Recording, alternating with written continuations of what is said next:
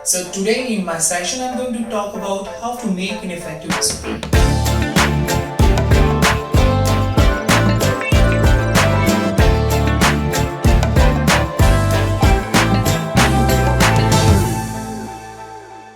Hi friends, this is Bhargav Modi and I'm one of the director at Edugo Abroad. We are India's leading Europe education consultancy. Now, making an SOP is very easy. However, if you're applying for a top university or a top business school, you need the best SOP to get yourself accepted. So in this video, I will explain you how to make an effective statement of purpose. So first thing first, you have to define a very clear skeleton for your SOP. What I've done here is I've taken 6 pointers for my SOP. So point number 1 is a philosophical paragraph. 2. Your introduction. 3. Why this program, why this course. 4. Why abroad and why this country in specific. Point number 5. Why this university or business school. And last is future goal. So friends, I've highlighted point number 3 and point number 6. So these 2 points are the heart of your SOP.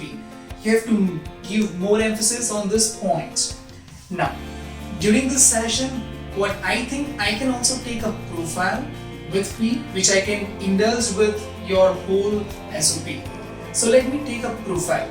A student who has done 12 science, then he has gone into doing a bachelor in computer science, did computer science by 2015, and then he's been working in a good IT company as a developer for 3 or 4 years. Now he's applying for a good business school in France for masters in project management. So this whole thing will make the session very interactive and you can relate well as well. So let's start with the first paragraph, which is a philosophical paragraph. Friends, to be honest, a lot of students make a mistake by either not mentioning this paragraph or by just copy pasting things from Google.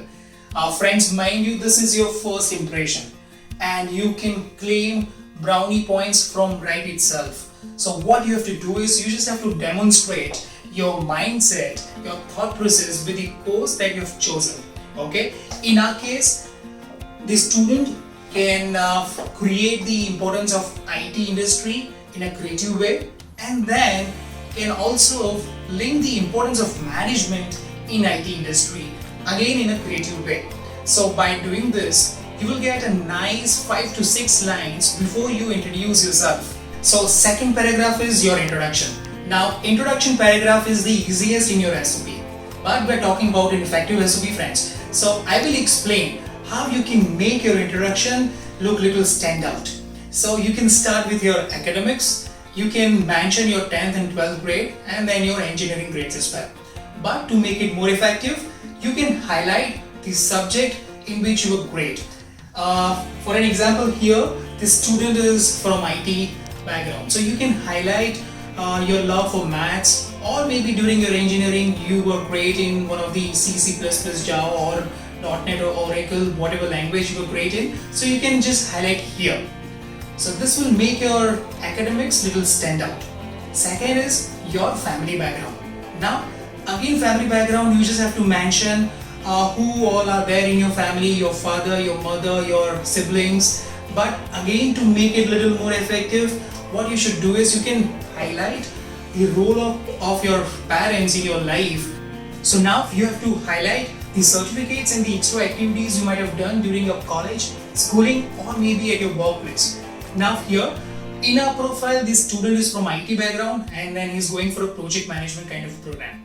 So you can highlight during the school, we all know that you go for a lot of fairs, tech fairs and all. So you can smartly pick up 1 or 2 certificate of you being managing your fair. So this will highlight your management skills.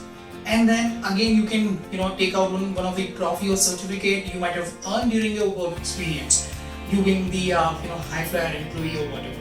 So this will again strengthen your profile. The last thing in your introduction is your brief work experience. Here, you just have to mention the company in which you're working or the companies in which you have worked and your profiles. This is a very brief because we're going to explain more about your work experience in next point. So this 4 points is going to make your introduction little better and also will make it little effective as well. So we'll move to point number 3 now. So now let's move to the paragraph number 3, which is why this course. This paragraph is the most crucial part of your SOP. Why? Because here you have to be so clear in connecting all the dots. What I mean is, you have to establish a connection between your past education to your current work experience, and from work experience to your selected program, and from there to your future goal. Let me make it very clear and easier for you to understand this through our profile, which is the student who has done the bachelor's in computer science and now he's working in an IT company. He started working in year 2015 as a developer. Now for a year he was quite happy working as a developer, but over the time he realized that there's a team in the company which is managing the whole show. The team is called project management team. Now this team goes to the client side, they understand the requirement, they gather all the requirement, they create BRDs and all, and whole thing has been presented to the management. Once the management gives the approval, the project comes to the developer. So this cycle is quite fine, but he was not happy being there just doing the coding.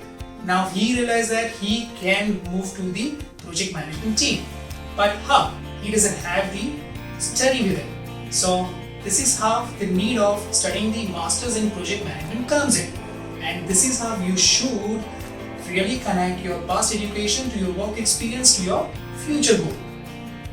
Now you should not mention, because I love this program and hence I'm going for this study, because there is a big demand in the market and I'm going for this study. No, you should not mention like this. Simply just connect all 4 dots and your paragraph is nice and crisp. Let me take 4 and 5 both together because both are really connected to each other.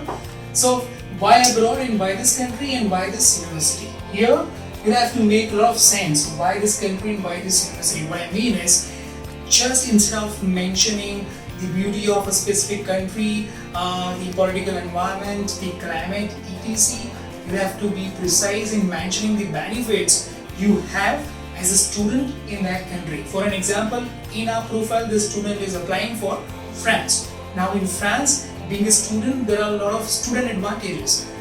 For an example, there is a law in place. If you're doing an internship in France and the internship is more than 2 months, then you'll be paid by the company. French government also covers your social security, which means you'll have discounts on housing, your travel, your medical is completely free of cost. So these are the real points which is going to help you during your student life.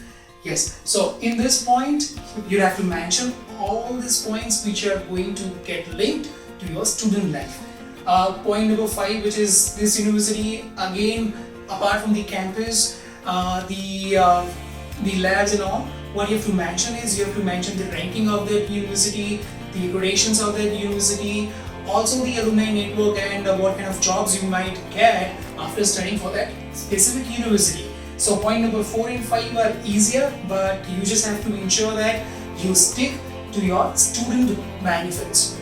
And finally moving to point number 6, which is future goals. So friends, again this is the most crucial part of your SOP. It's a small paragraph, but you have to be so strong in identifying the future roadmap here. Many students make a mistake by just merely mentioning that they want to come back to India and start working for MNC. These are old age answers. What you should do is, you should have a clear roadmap from year 1 after finishing this program to year 8. In our profile, the student can mention that he may just want to continue with the same IT company but in a project management team, or rather he can mention that he want to work as a project manager across the globe wherever he finds the opportunity in any of the IT company.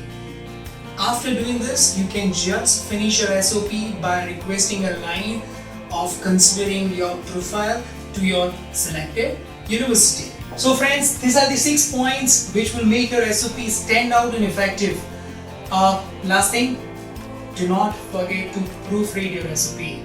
So the skeleton is available on our website. You can just go to this line and you can download it, or if you have any queries, you can again contact to our numbers mentioned here. This is Bhargav Modi signing off. Thanks a lot.